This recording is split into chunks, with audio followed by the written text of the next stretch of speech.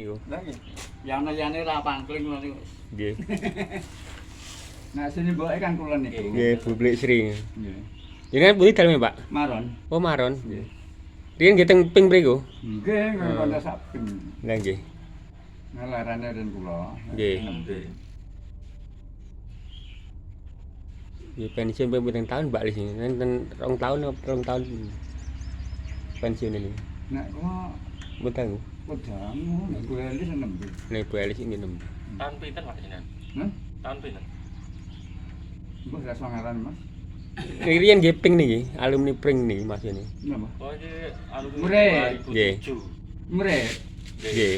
2000 2007. dari Jawa apa isine kono. Nggih. Mungkin Kula tanglet sinten kene tak 2000 anu lho, Mas. Oh, iki murid gelengane Dinten. Pak sapa? Ali. Kuwi gelengane Pak Taryono niku golongan. Kula kan babulan. Gurune to. Nggih. Nggih. Pak Taryono teman wong anyar Mas wi. Lah makane nek sing kawak niku kula sapa sing omahe nglanduk barang niku kan Rando Pak Paji. nggih pun sing pun. Oh, wis mati suwi kuwi. Nggih, pun dangu. Kuwi termasuk kuwi wong anyar, Mas. Kuwi pindahan ke Kalimantan kono kuwi. Nggih. Paji Terus wi.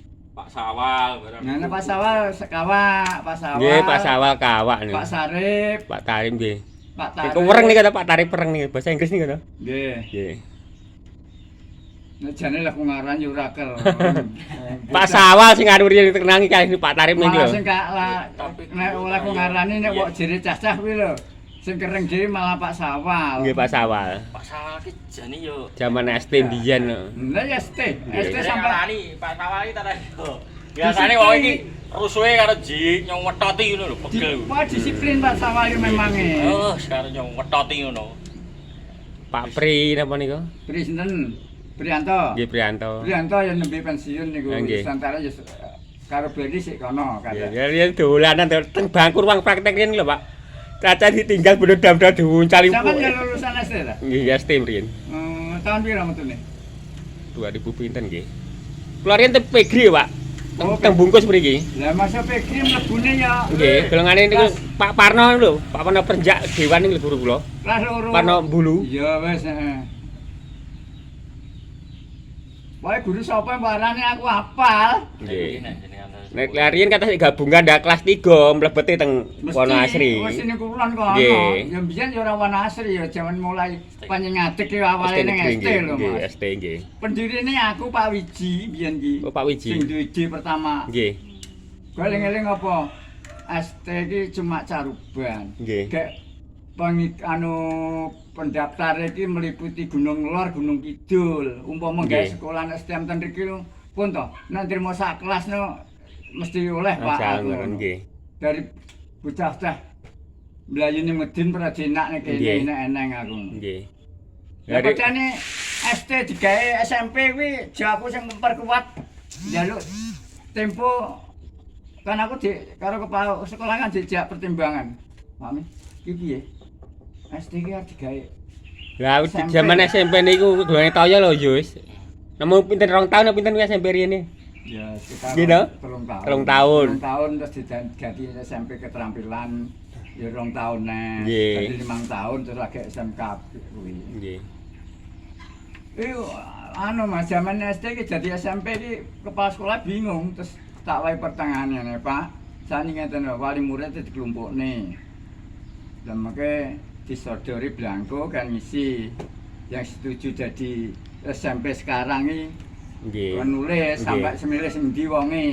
Lah iki diperbandingkan yang banyak mana iki langsung dikirim nang pusat, ditambahin guri jendel-jendeli. Kalau bisa dimohon jadi SMP paling akhir. Riyen SMP setunggal Wonoasri napa Ya loro to Kali to? Mas. Nggih. Setunggal ya pomor dadi ST langsung SMP iso. Lha nggon Mrika pun enten nggih Wonoasri. Lah mau niki urung Nggih. eneng.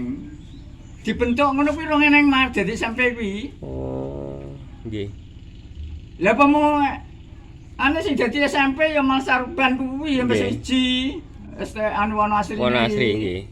Lah mereka ya memang kalau bisa ditunda permohonan ini peminatnya masih banyak yang milih jadi SD. Ya kita tidak nolak menuruti ide pemerintah. Nggih. Kalau bisa di waktu ini paling akhir saja kalau diizinkan. Nggih. Jadi masa-masa itu mesti percobaan tau angenanku ngono lho. Nggih. Ini memang bisa dikirine ya semuanya kita paling akhir. Tenan tersanya nyata ya jadi terakhir. Pak Tawi daleme nggih marang Pak nggih. Sinten? Pak Tawi. Pak Tawi kan kene Nggih, asline. nggih daleme. Daleme kuwi ning Klitik. Oh, klitik men. Tapi kan dia meninggal. Meninggal pun nggih. Guru SMP nggih. SMP tunggal. SMP 1. Nah, aku mbok sampean ngono kuwi masih tuwa. Saya aku ngerti ku kan mergo saka Pak Pranggono. Kaya di randahan karo kono mah ya depan-depan badane ngono lho. Pranggono nggih almarhum. Lah iya to.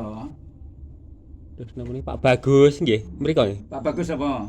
Bagus tiyange di dhuwur niku lho. Bagus. Purwosari nang pundi griyane? Agus. Agus. Pak Agus napa? Agus. Tiyange ageng. Iya, Agus kuwi putrane Pak Rebo kuwi. Oh, ngoten nggih. Lah iki meng aku budal mampir mek kono. Buat aku metu marang. Iya sing sepuh kan napa niku? Pak sinten sing celake Nggih. celake medhen manggene mriko lho, Pak. Cedak apa? Celake sendang niku riyen Pak sinten niku sepuh niku. Maron. Jadi Apa? Ya guru. nggih guru. Omahe cedak Nggih. sendang maron. Nggih. Sing nek kono anu lho ora guru to Mas nek kono kuwi. Mboten. Kebon to. Oh kebon niku. Pak Pono. Pak Pono. Lah nggih. Pak Pono kuwi Oh riyen tileme iki teng sekolah. Nggih. Lah iya ya kuwi Pak Pono. Pono niku. Jaga kuwi.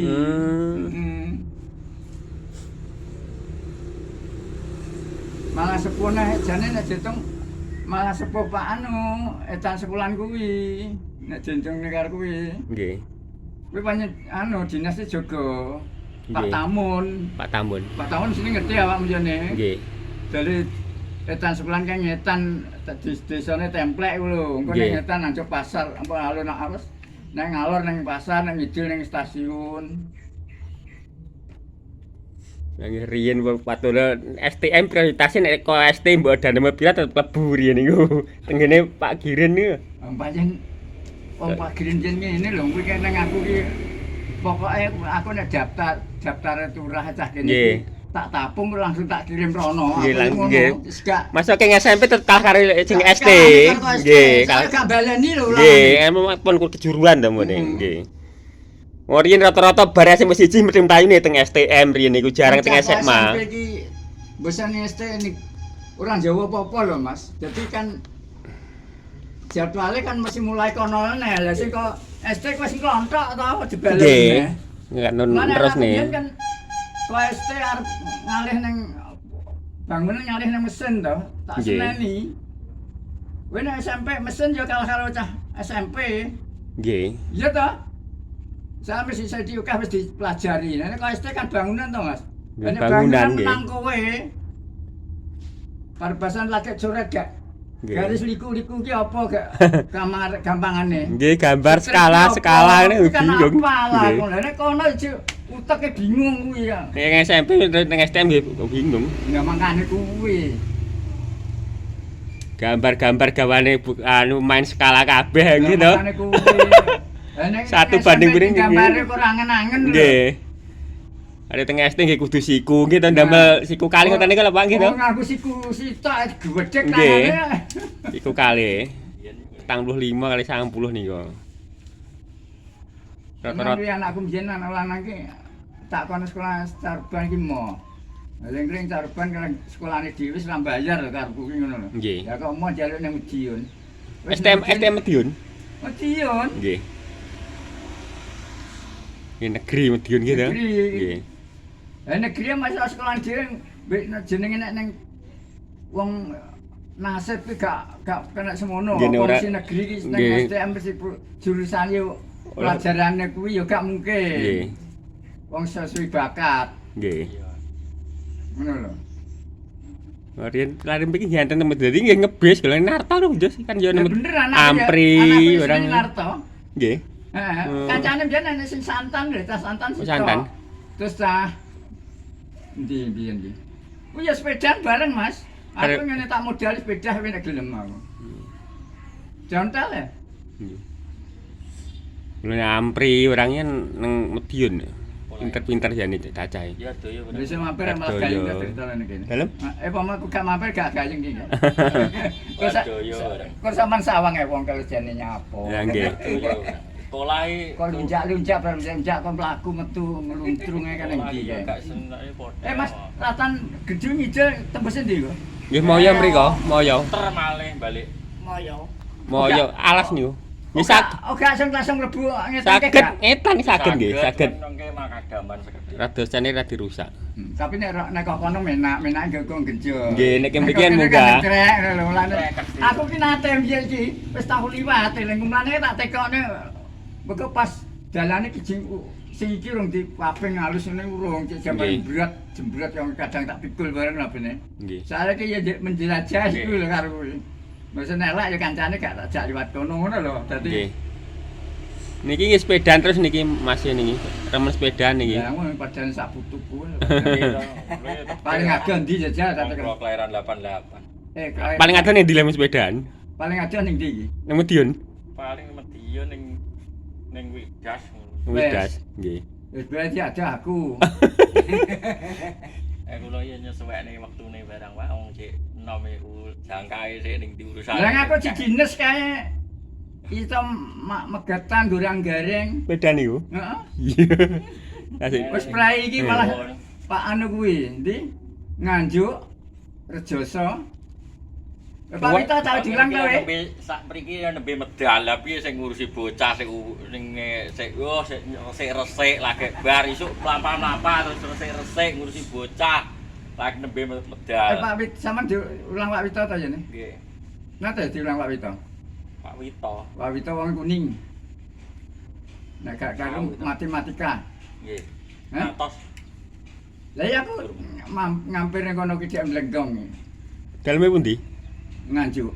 Oh nganjuk. Heeh. Aku mampir ning nganjuk kono. Aku iki sekolah jurusan ganti wing Surakarta, Pak. Jurusan kula aslinya bangunan. Terus kerjane ning las, enyu las. Lah ya nek ning kerja ki gak anu Di Mas. sekolah neh ning listrik. Terakhir teng mekatronika kula. Nah listrik karo ngelas mah gandeng to padahal hubungan to. Terus pneumatik ngene wis salah. Mulane ki ngene lho Mas, kerja ki ing sekolah ki cuma cara ngitung-ngitung ki kena jak tekan nek 5 ping 5 pira ning Jawa padane ngono lho. Lah saiki tekan ana pecah nek iso. Nggih. Ora golek kalkulator. Ya tenan kuwi.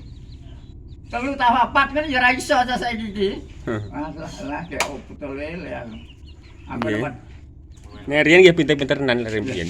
biyen ki ngadeg jejer kon nyapa Jejer, nang nggih. bangku ngono kuwi. Ping-pingan nggih kudu saged. Apa ora muleh. Nggih. Metu lho ora ngalih kok mar bangku lho. Nggih to Bu nggih. Nggih, Cara nggih ngoten. Nek jenengan napa ra ngalami. nggih. Sing sae nggih ngeten niku sakjane. Nek bocah saiki terlalu. Lah biyen bocah dhewe jumlah ki semangate anu lho. Ya juga. Sakniki mboten lho, Pak. Lah saiki dikitangane malah wani lho. Nggih. Nggih. Biyen lagi diomongin kok tak kandhane Pakmu wis wedi lho. Saiki lho. Biyen Tapi aku nyatane wis nang SD kae nganangani bocah ki yo. Pakmu tak tantang, bawane kaya awakmu. Ayo. Kowe nek gak apa